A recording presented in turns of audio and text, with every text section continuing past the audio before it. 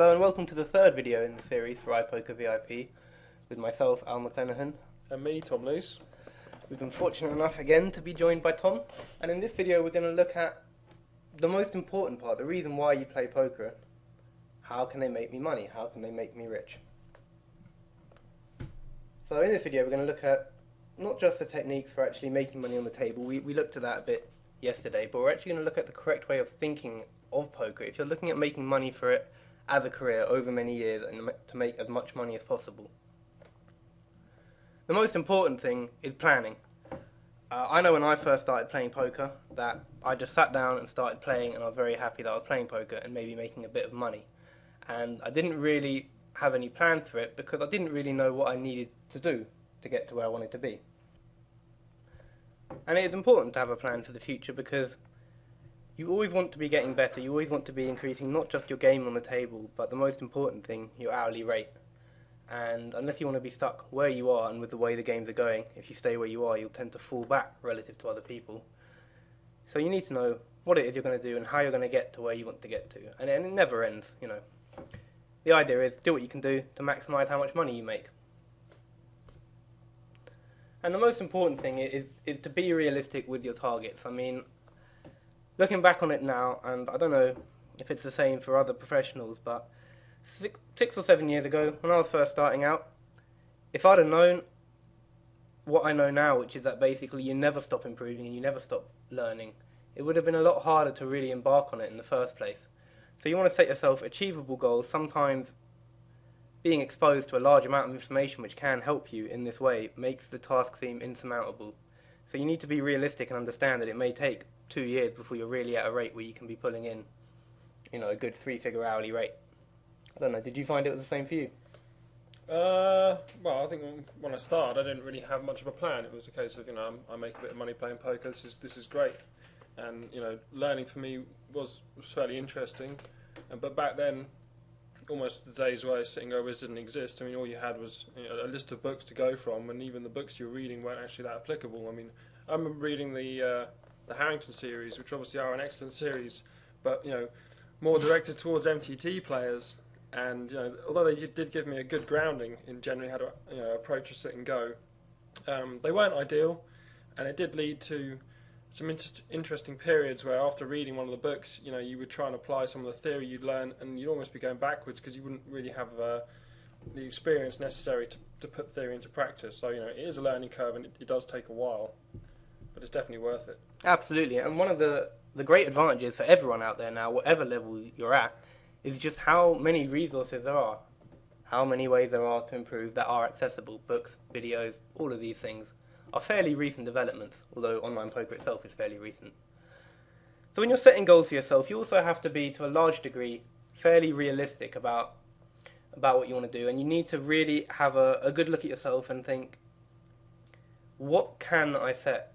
What do I really want to do? Am I really willing to put in the hours that I need to do to get to where I want to be at poker? And we're talking here about just, obviously, if you're planning on quitting your job, for instance, and going pro, you know, you've had some success with online poker in the past year, couple of years, and you're thinking, well, okay, maybe the quality of life that I can expect from online poker, you know, flexible hours, you know, maybe a higher kind of hourly rate, making more money than I am now, you know, tax-free if you're lucky enough to live in the UK, you might be, you know, thinking maybe it's for me, but you know, obviously, what you're going to try and say, some questions, fairly big questions you've got to ask yourself before you can kind of make the decision to turn pro.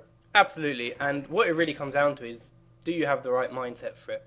If you find that you still are absolutely bursting with joy when you're having a good session and you're completely miserable when you lose a bunch of money and you have self-doubts and question yourself, you need to make a real effort to change that. And if you can't do that, I would honestly say that online poker as a profession will not be very much fun for you, because you'll often be in a state where you're just very unhappy. So if you're looking at doing it as a career, you really need to have some idea of how long you want to play poker for. And of course, this can be subject to change. How you feel about poker now when you're putting in occasional sessions, even if you're putting in long sessions, may not be how you feel about it in 4 or 5 years. But the good news is you can have a look at that. Even there you can work out where you'd expect to be, how much money you'll have expected to make if you embark on it as a career. I think the main point is essentially how much do you love poker? Do you see poker as a form of income for the next few years, perhaps just playing online? Or are you the type of poker player who has real ambitions? You know, you want to be like Bill Brunson, age 70 or whatever, sitting around a live cash table, still making money, you know, well into your retirement. Yeah, and it goes further than that. I mean, if you're maybe playing now with the full intention of getting a job or going back to university or something like that in the next year or two, or even if you're just going to feel like you want to do it for a little bit, it changes the decisions that you want to make in terms of how you improve, how much you give up what you make now to increase what you will make in the future. And that's obviously going to change a lot if you're only playing for a year compared to if you're going to play for 10 years plus. And a lot of that has to do with what your alternatives are, depending on what country you live in, perhaps on what kind of qualifications you've got. That will largely decide how good your alternatives are. And of course, you always need a backup plan. If you are perhaps in that situation where maybe you're at university now or something like that, and you're considering dropping out to play poker, you always have to think, what happens if online poker disappears through no fault of my own? Nothing I can do about it. There is just no more online poker, or to play online poker becomes such a struggle you have to move to so-and-so a country and you don't want to do that. You know, if that doesn't happen, try and make sure that you have something to fall back on if possible.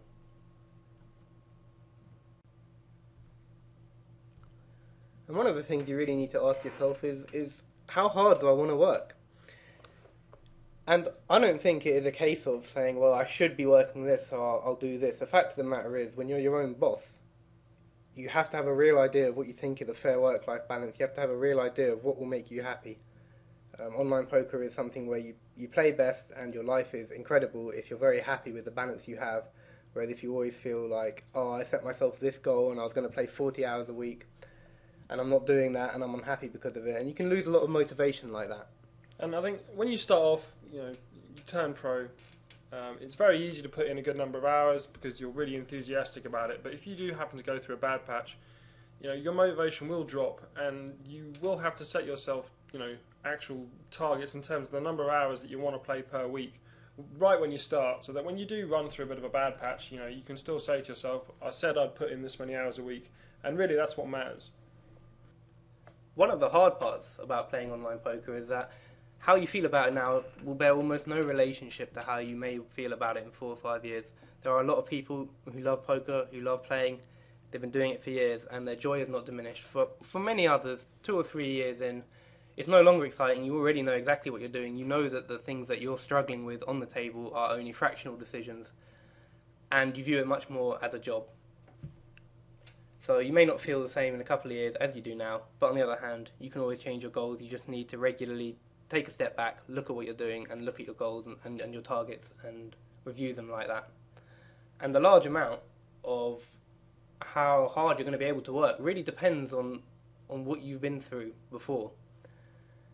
So if you are maybe someone who's come straight out of school, straight out of university, only work kind of odd jobs which weren't too taxing, you may not be able to put in the kind of hours that you might expect. You maybe want to go for something lower and then attempt to build that up as you go on.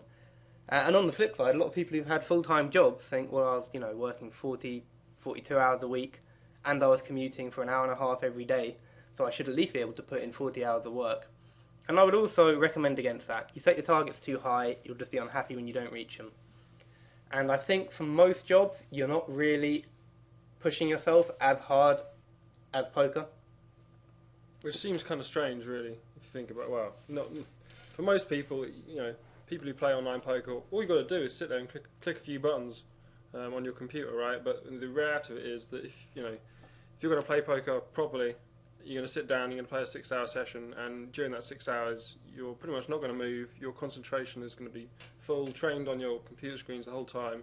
And after that 6-hour session, you will feel fairly taxed. So it's a different way of spending your working hours. Really, it's really not that relaxed. Yeah, absolutely. There's really no way that you can play more than a 6 or maybe even 7-hour session day after day sustainably, because you want to be pushing yourself as hard as possible, playing as many tables as you can, doing everything you can to maximise your hourly, and yeah, absolutely knackering your brain while you do it. Well, that's what I'd say. I mean, I know I can go maybe 7 or 8 hours straight playing at roughly, full concentration levels. But after that, I start to drop off. And other pros, if they want to put in more than that, they will in fact play 2 sessions split in the middle, because it's just not possible for you to play 10 hours in one go, really. Yeah. Well, sustainably. Yeah. So generally, somewhere in the region of 25 to 40 hours. I always think something like about 33, 34 is a good general number to go for per week. But you spend those hours playing as hard or as many tables as you can. Yeah, if you're watching TV while you're playing, it's not good. No, I'd advise against that. And something that every poker player, whether they're considering going pro, rely on it as a source of income, or are already pro, you always need to look at your own personal financial situation, because that makes a big difference in the kind of planning you can do. You need to work out how much money it is that you're really spending every year, what your outgoings are, what your budget is, and then work out how much do I need to make in order to be able to continue playing poker, or what level would I need to make before I think it is better than my alternatives, if your alternatives are good. So you always want to know exactly how much money you need, how much money you rely on, and understand the variance inherent in poker, and try and work out if it is really a good career option, or if maybe what you'll do is you'll be on the breadline for a couple of months, you might hit a bad run, and then you may have to stop. And you'll actually may find yourself in a worse position than when you started, because you won't have a regular income. All of a sudden, you'll have maybe lost some of your bankroll. You won't really be able to play online poker anymore. And, as soon as you don't have that little kind of bit of reserve money to sustain you through maybe a bad patch, things start to go particularly pear-shaped. I know a good friend of mine, Marcus Perez, when he started off playing, he really didn't have much money apart from the amount of money he had in his poker account. And he said to me after 2 years of making a decent amount of money, that if at the start, if he'd have run bad in the first month, he would have had to have packed it in and got a real job. Just the fact that he actually wouldn't have any money to live on. And an even worse part about that is it's not fun playing when you know you can't afford to lose the money. So much of poker is about taking all emotion out of the decision, just looking at it as what is positive EV regardless of how many chips I'm risking. And when you think I can't afford to lose this money, it makes it a lot harder to do that, and it will make you miserable. And it may in fact alter your decision making as well. Absolutely. So ideally, you want to get to a point where your hourly rate in the future is much higher than it is now, however much you're making now. And you want to think, what are the methods that I can use to do that? And partly it depends on your current financial situation. For example, if you don't have that much money and you do find yourself in the spot where you're playing poker for a living, then you want to make sure that the things that you invest in are not a large part of the money you need to A, live on, or B, your bankroll, and will make a significant amount of impact to your current hourly rate for the amount of money that you pay for it. So let's have a look at the different kinds of investments you can make. The most cost-effective one, really, is books. And the 2 books that we would particularly recommend, because we think they're the most applicable to sit and goes, would be the 2 by Colin Moshman. Just because they really do focus on exactly how to win a sit and go, rather than general theory of poker or MTTs. Other than that, there are obviously a lot of other good poker books out there written by Harrington. The Harrington series, like I've said previously, is an excellent series for any MTT player. Mm-hmm. Maybe a little bit, not to say basic now, but it really does give you a solid grounding. And if I was to reread it now, I'm sure I would kind of refresh my memory on certain things. And then apart from that, SnG obviously has written a lot of decent books. The one I would recommend would be No Limit Hold'em Theory and Practice. Oh, it's a fantastic book. It's a tough read, but it's a good book. And to be honest, the Sit and Go strategy book by Colin Moshman, I think, is the reason that we didn't consider writing a poker book, because I agree with absolutely everything in there, and it covers pretty much everything that can be covered in a book. It's absolutely incredible. And another slightly more expensive method are the instructional video sites. Although they may be more expensive, look at it one way. If you pay $30 for a membership at an instructional video site for a month, you can watch all the videos on the site for a month and get a lot of information, learn a lot from it, and you haven't actually spent too much doing it. Yes, it's not quite the same level as one-to-one coaching. It won't work on your game in particular, but you can get an idea into the thought processes and the patterns and the plays that top players are thinking of and are doing. And I currently make videos for juicescrack.com. Al also appears on quite a lot of them, and I should have a new series coming out in the next couple of months. And of course the other one is online coaching. Now this is something for people who are, well, it can be useful at all levels, but I've always thought that you don't really want to do it until you've got to a certain level. The advantage of online coaching is if you have a really good coach, they can look at your game, and whatever level it is, as long as they're at a higher level than you and can understand it, they can really tweak exactly what needs tweaking with your game, work out where your thought processes are wrong, and help you to improve on your own. I myself do work at an online coaching site, 6max Coaching, but there are coaches out there for all different levels. There are coaches who are cheaper at a lower level, but if you have some money, you should consider getting some online coaching, but it will be more expensive, so it shouldn't be as large a part of the money that you have. And in reality, it's usually not, say, a last resort, but the amount of money you have to pay in order to get coaching is quite a lot larger than, say, buying a book and reading it. Although obviously the advantage of getting online coaching is that it's instant and may make significant improvements to your game over a very short period of time. So you won't have to have the level of experience you need from applying theory essentially from reading a book.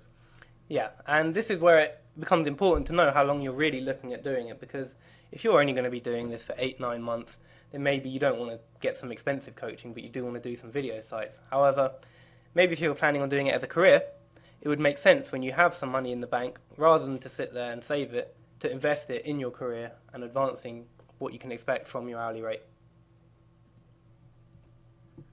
And the other crucial part to look at is investing in software. Now, it's generally been my experience that any poker software has always been an enormously positive money equity investment. The $100 or whatever that you might spend on the Holder Manager or the Poker Tracker will make that back 1,000 times over if you play multiple years, because if you don't have software like this which monitors everyone's performance, you will hit what I like to think of as the glass ceiling, which is where you feel like you've improved as much as you can. You've hit sort of a consistent average profit, and you know that there are people doing better than you, but you can't quite work out why. You can't see what you can change in your own game that can make that much of a difference. And the answer is that the people who are using Holder Manager and Poker Tracker are mixing up their play. They're not thinking of it as this is the best way for me to play my hand in this spot. They are looking at all the situational factors, understanding their opponent's tendencies, and exploiting those mercilessly to make more money, to increase their money equity. And if you don't do that, you can't get very good. You need a program like this to get to a reasonable level. I totally agree. I mean, having a HUD I can't really play without a HUD anymore, really, because you feel so exposed, because you really don't know much about anyone's range, because you've relied for so long on literally having all the stats pulled out and displayed, and if you've got a decent HUD, it really does give you an excellent advantage of the tables. Yeah, I would pay pretty much any amount of money for a program like this. If it cost $5,000, I would pay it. It's just absolutely essential. And you also want to take advantage of the things that can increase your hourly rate on the table.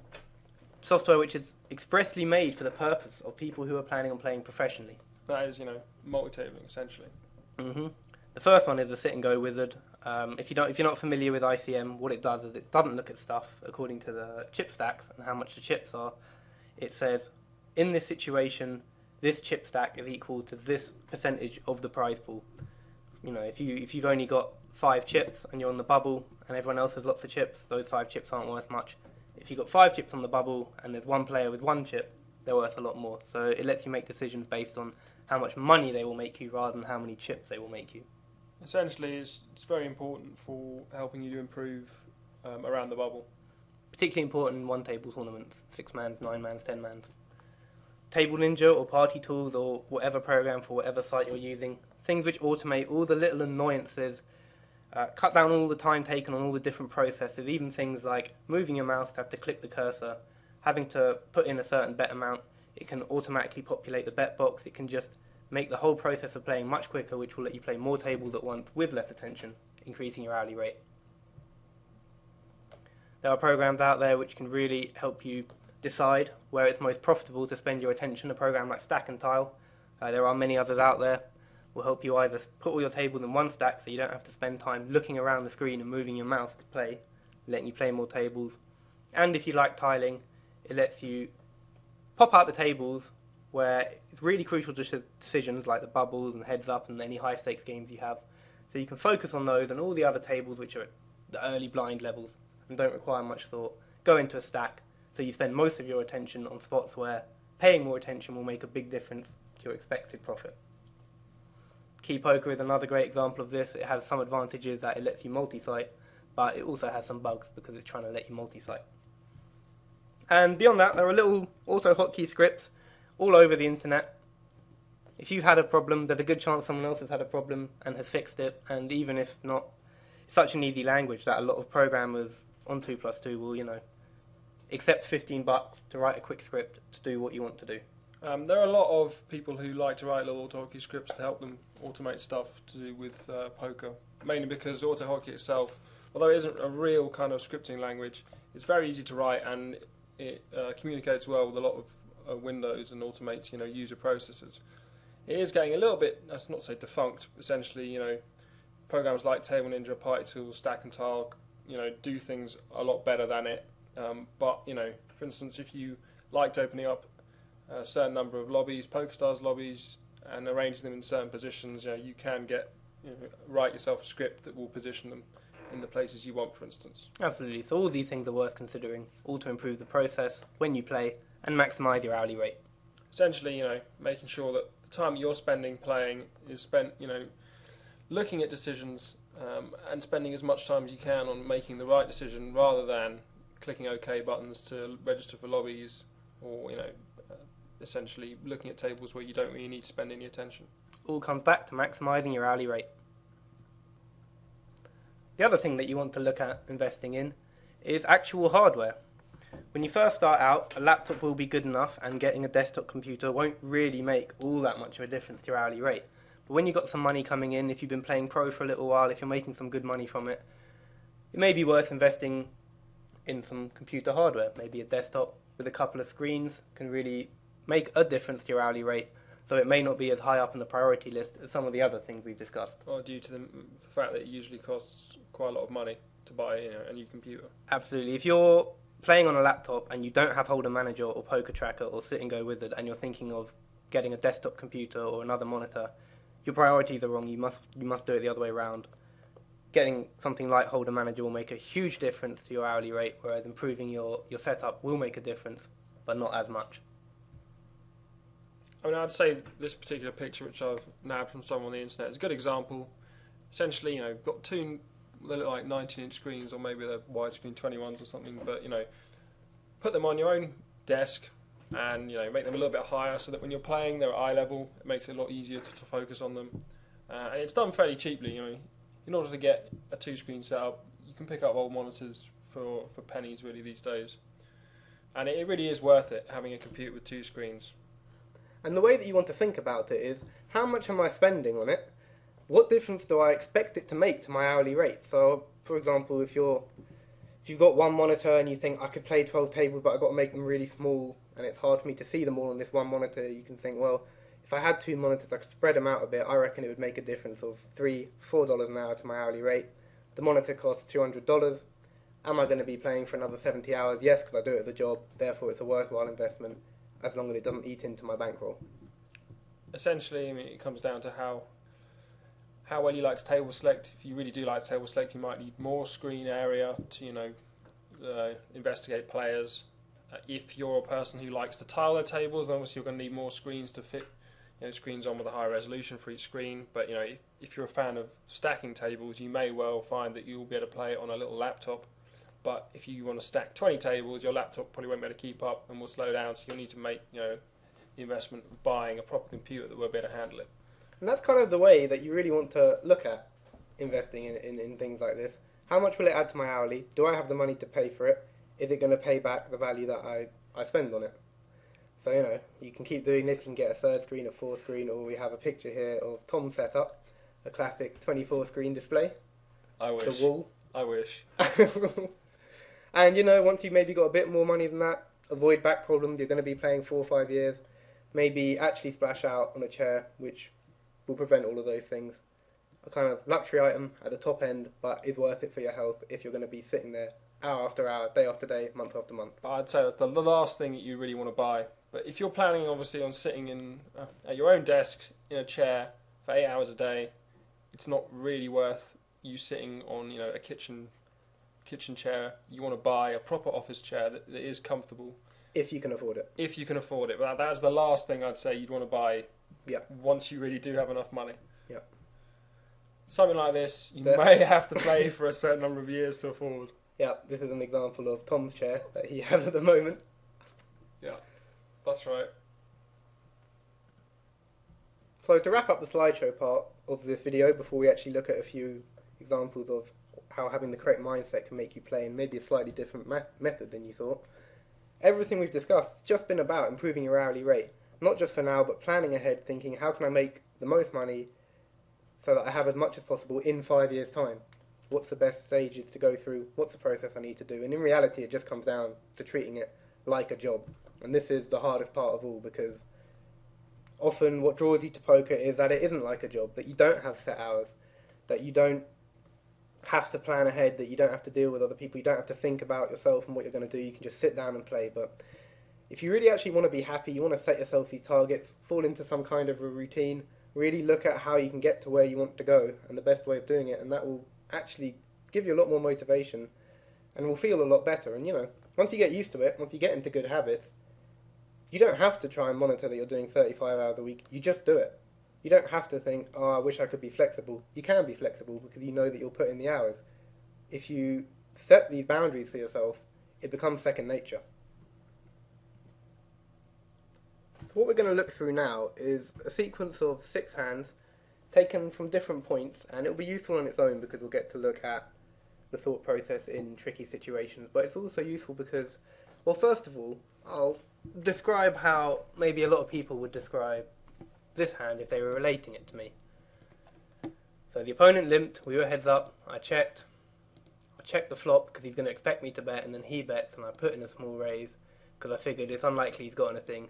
And then he calls and I'm really worried he has a 10, and so I'm going to maybe I'll check call this turn. I don't know, I mean, he really does look like he's got a 10 the way he's playing it. I checked it, he bet small, maybe I should just flat, I don't know.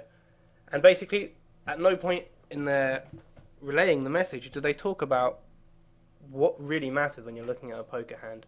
Just like all the investments and decisions before come down to increasing your hourly rate, maximising your equity. That is how you need to look at all your decisions when you're playing a hand.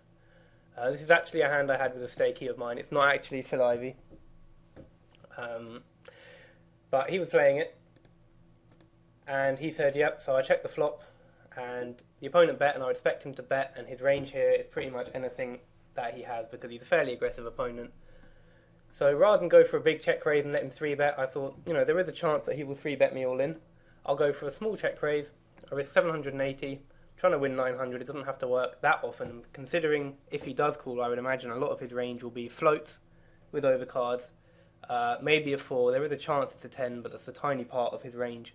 Then I will be able to barrel him off maybe with 1 or 2 bets on the turn and or the river, making him fold a lot of his overcards, as well as maybe even a 4, because I'll show so much strength. Well, that's the thing, you're showing a lot of strength here, really.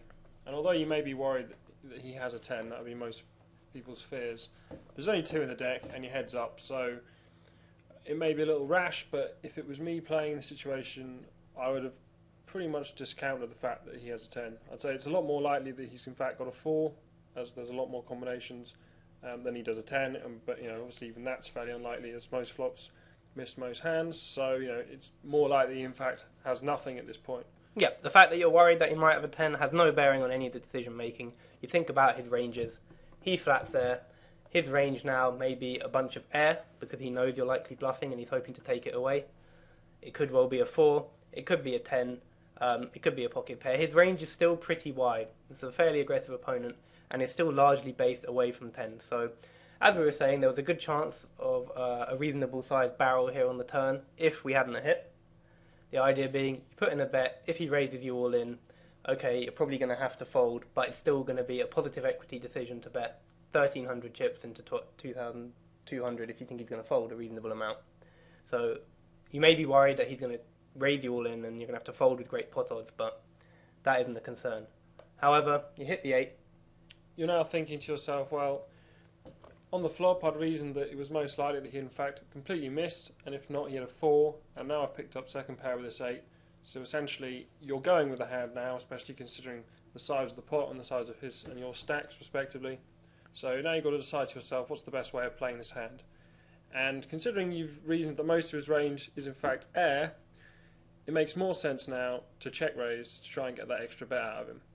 You could maybe consider check calling, but the 8 of hearts also brings quite a few backdoor draws potentially, and your pair of 8s are still fairly weak. I mean, a queen on the river wouldn't be a great card for you.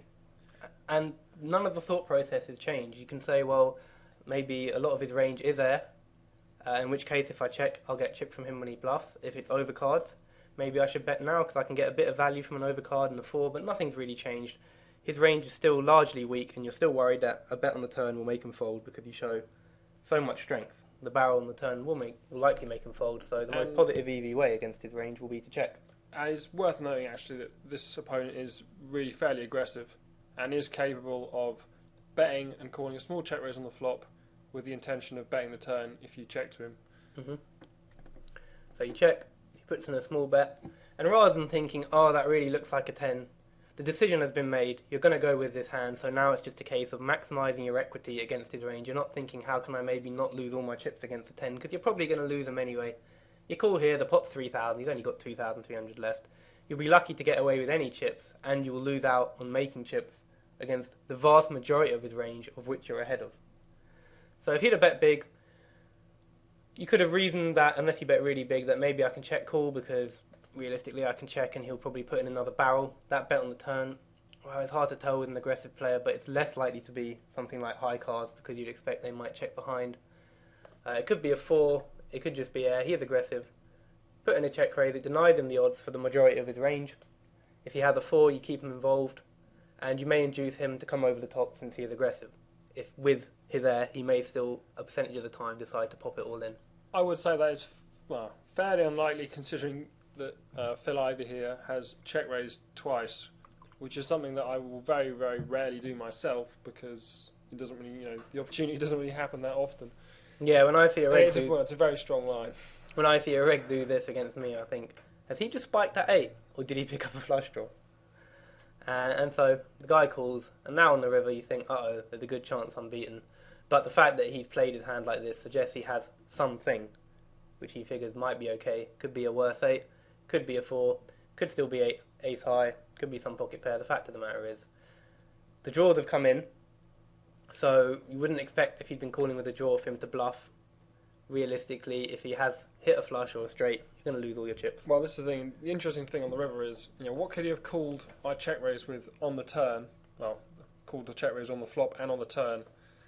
So, what's his likely range now? And, how does that influence my decision? Well, he could have picked up a backdoor flush draw or potentially a jack-9 for a backdoor straight draw, in which case, he's got a flush or a straight. Or he may have a 10, or he may have a 4, or another 8, or ace high. 7-9. True. But, you've got to look to us and say, if I check and he bets, am I going to call him? The answer is, considering your pot odds and the size of the pot and your stack size, is yes. Mm-hmm. So, is it better to check and call if he goes all in, or is it better to shove myself? And if you check and call, you're almost certainly only going to be beaten.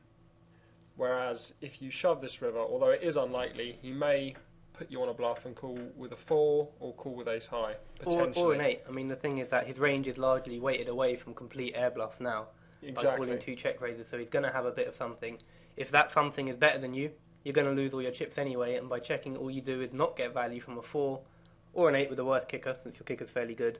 So it's worth just betting here, and with the size of the pot, it's completely credible that you could be betting all in here, without a hand. He's got good pot odds, so it's worth shipping. So, although it looks like a not disastrous move, but it looks a little bit suspect. But when you reason it, you could make a good case for saying that you bet here, expecting that you're actually beaten most of the time. But the fact of the matter is, if you're going to lose your chips most of the time when you check, and you just miss out on value when you bet, even though you may be betting with the expectation of losing a whole bunch, you maximise how much money you expect to make from the hand by doing it like this. It doesn't matter that you think you're beaten. This is the most positive equity line to take on this river. So you pop it in, he folds. Could be a 4, could be ace high. I don't know. So we move on to the next hand, and I suppose I should mention that the point that we're trying to make here is, and it may seem a bit tenuous, but the correct mindset towards looking at how you play poker, it translates well to the correct mindset for getting good at poker. Looking at things in terms of equity, what will make you the most money, taking into account all the factors, and understanding when your plays are being dictated a bit by your emotions rather than focusing exactly on what will make you the most money. So this next hand, playing against a good reg, who it has been noticed will raise particularly small and particularly often when there is another reg in the big blind, since most regs are tight early on. So with pot odds like this, it's reasonable to defend some of the time, but you don't want to play the hand necessarily just with the intention of folding. You need to balance your range, play against this good reg very often. So you have to mix up how you play at post flop, because that means that you will first of all win a bunch of pots, and your range will be balanced enough that you will often get paid off a lot more when you do have a hand, because he's a good enough reg that he will notice if you're only ever peddling the nuts. You only ever play when you have a good hand. I wouldn't say that calling even this basic min raise with king 4 suited is the best idea, but you are at the first blind level and there are a fair amount of implied odds. Yeah, I would say I would almost never call here. I would agree. It's often something to do with this reg. It was because there were some changes going on in his game, and one of the changes was this, and you want to kind of put a stamp down, put a marker down that first of all you're playing with the balanced range, and second of all, yes, you can raise a whole bunch of regs small early on with a bunch of hands, but not me, or not whoever the consummate pro in question is. So you check, he bets 55, you know he continuation bets with 100% of his range. You reckon he's opened it up with about 25% of the range. The range that he likes to open is actually a fairly smart range, considering he's going to be opening fairly wide. It's a lot of Broadway and suited connected hands. You expect a lot of kind of Queen 10 suited and Queen Jack off in this kind of range. Along with kind of your standard, medium pocket pairs. Ace King, Ace Queen. So you've got to look at this flop here and say, how likely is it that his range has hit this flop? Well, if most of his hands are going to be unpaired Broadway hands, he's going to have missed this. The only times he's going to have hit is when he's got a pair, or maybe a hand like 10-9 suited, for instance, or ace-9. Yeah, and his continuation bet percentage, 100%. So you can check raise here, and you can think, well, I'm risking 180 to win 155, so I show an immediate profit if he folds a touch over half the time, maybe 55% of the time, and with the ranges that it looks like he has, this is a completely reasonable move. So you check raise it to 180. 180. He calls. So now you have another look at his range and you think, well, there is a chance he maybe would have called me there with something like Ace King. Ace King, obviously if he had a set, a bunch of pocket pairs, sort of medium pocket pairs, maybe like a flush draw as well. I'd say that's pretty much it, to be honest. Maybe a hand like 6-7. But you also know, you're not just thinking about his ranges, he's a good reg, you're thinking about your perceived range. What does he think you would check raise there? Well, it's not a move you're going to do very often, or at least I wouldn't. So you've got to think that you will appear fairly strong. So a lot of his hands might have called there. You can imagine pocket sevens calling there.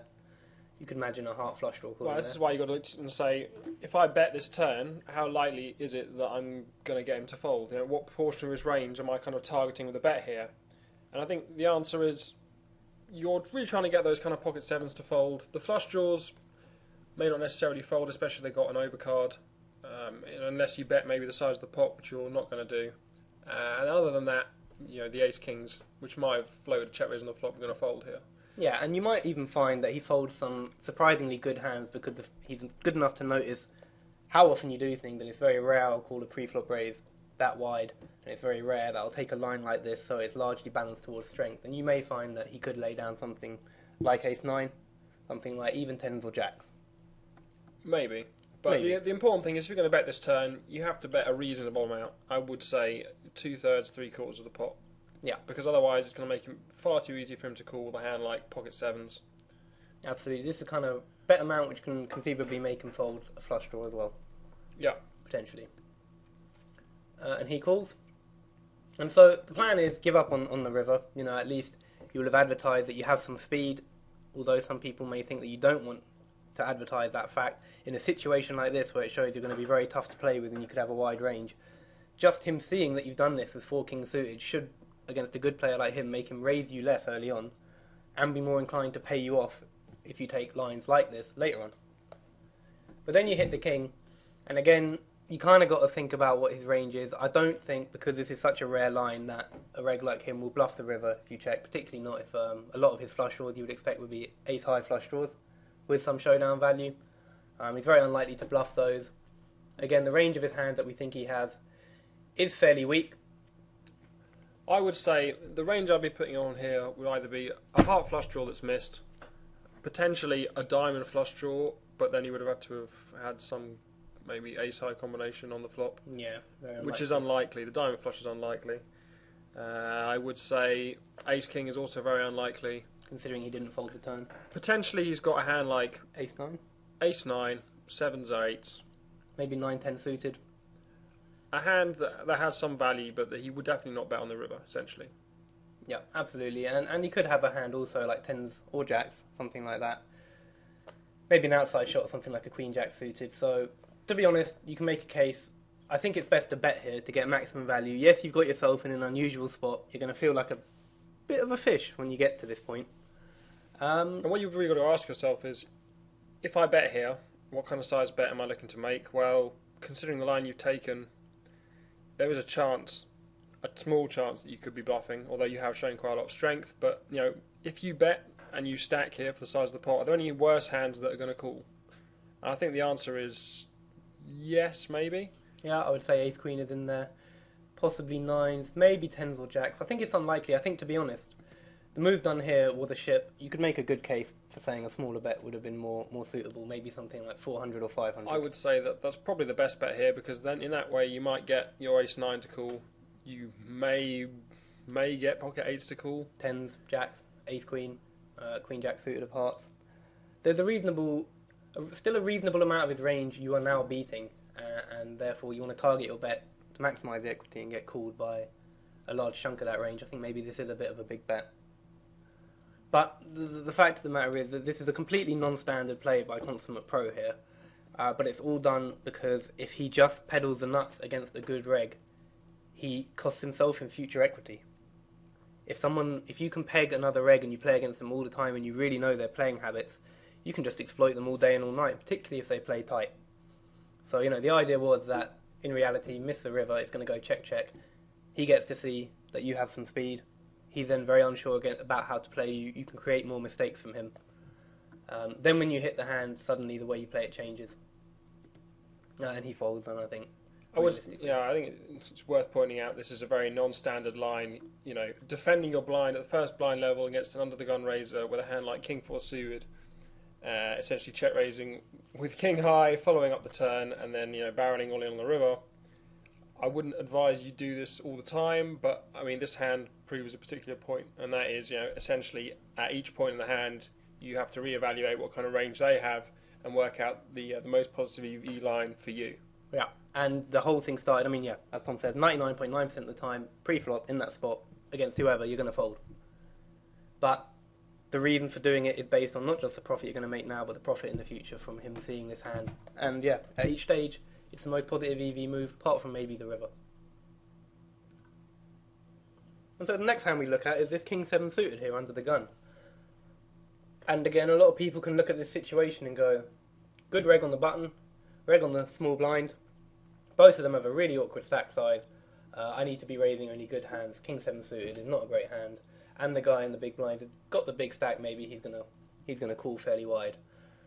Which, they all make sense as word descriptions, but all your decisions have to be rooted in math, the math of equity. What is the most positive EV move?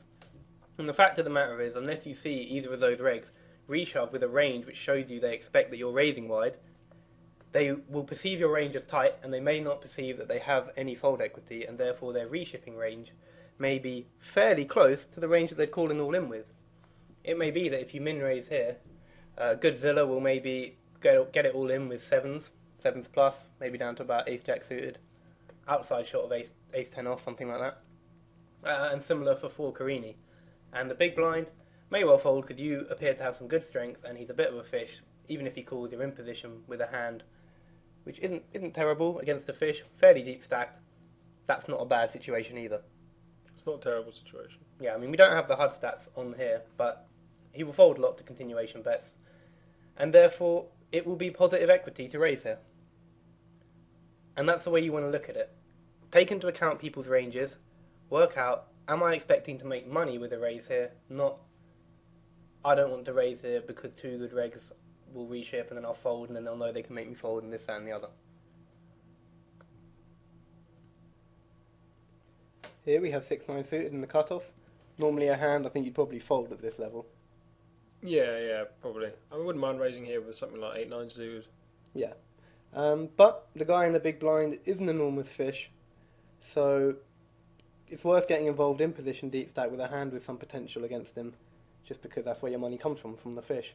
You'd still be, folding here would still be fine, but reasonable to elect to make a raise in this particular circumstance. And then you get a fold from the button, small blind calls, which is a bit of a surprise, and the big blind calls, which is not a surprise considering the pot odds he's getting. So you're thinking, I got called by 2 people, I'm going to proceed with real caution.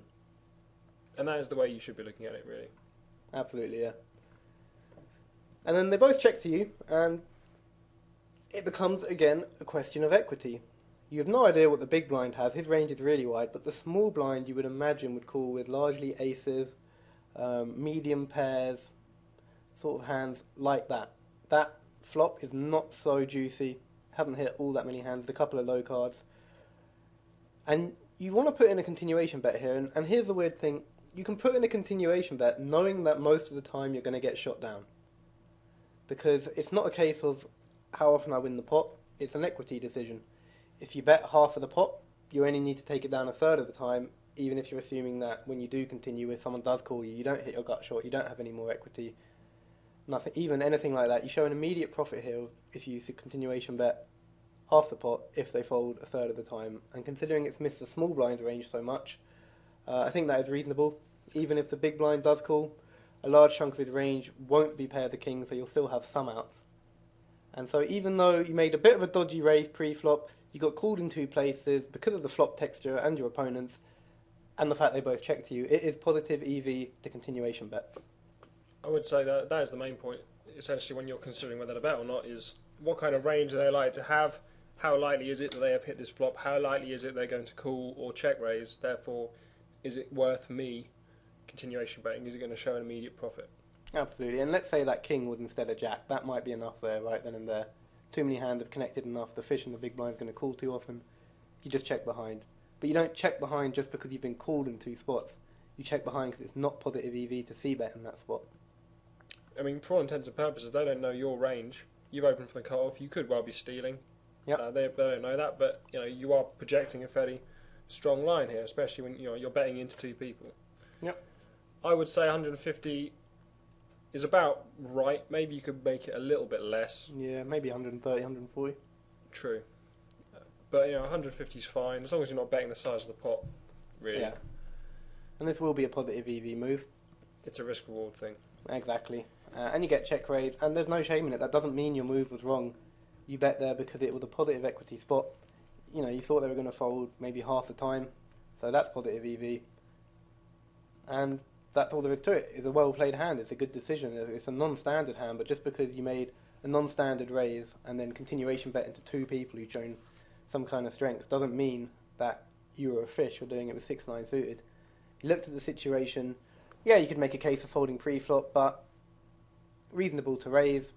And then on the flop, you don't think I made a mistake pre-flop. You think, what's the most positive equity course of action from here on? And it would be to continuation bet. And the other thing to think is that by betting yourself, you make your future decisions easier most of the time. If you get check raised, assuming it's not a min check raise, you can happily throw it away. If they call, well, you've got a gut shot, an overcard to the 8, and a backdoor flush draw. Mm-hmm. So what's likely going to happen on the turn is you're going to get checked to again. You can happily check behind and evaluate again on the river. If you check behind on that flop because you're a little bit worried, you then cannot call a bet on the turn, so you've got no way of winning the pot at all. Absolutely. So as always, the decision is rooted in what is the most positive EV course of action. And so we get to a really interesting hand. And this is a great hand because it really forces you to truly believe that your decisions are based on what is best for your equity, not just in the hand, but also in the tournament. We've got Senor Call All in the big blind, and we have an unknown player on the button, and El Cañonero, a PokerStars pro, in the small blind. He's known to be very aggressive, he likes his small raises, he raises a wide percentage. And here, he indeed does raise. And you can look at this and you can think, oh, I know he's raising wide, but it is the bubble, and he is the Team PokerStars pro, and my hand is not a great hand for reshipping, I'm just going to fold. Or you can look at it the other way and say, what's his opening range? What's his calling range? Is it going to be positive EV? And furthermore, if I fold here, what will happen? Well, the reality of it is, El Cañonero will probably, there's a good chance he'll take control of the bubble, become the big stack, and punish you with lots of raises and lots of ships. Whereas now, even if it's not quite positive EV to reship, if you do reship correctly, you will get the big stack with a fairly short stack player as the short stack, and you'll be able to really punish El Cañonero and both of the other players with aggressive play on the bubble when the blinds are big and there's antes. So the future expectation of reshipping here, if you do take the big stack, is particularly high. I mean, it's worth pointing out that your first thought should be, what's his opening range, what's his calling range? Therefore, if I were to plug this into Sit and Go Wiz, what's my reshipping range that would show me, positive EV, in terms of equity. So here, I would say that his calling range is fairly tight. He is an excellent player, and he'll know that as the middle stack, as the very, very slight middle stack, he can't afford to be butting heads with a guy with only 10 big blinds. With the other, big stack when there's a guy with only 10 big blinds on the table. So, his calling range is going to be fairly tight, and we know his opening range here is likely to be fairly wide. So shipping here is definitely going to be positive EV with a wide range. As Al points out, it's also worth noting what's likely going to happen if you fold. Well, you're going to be on 3,350. He's going to have chipped up slightly, so that he's got a slight chip advantage on you, and because he's out of position on the bubble, he almost has an advantage. He'll be able to ship into you blind versus blind wide. Exactly.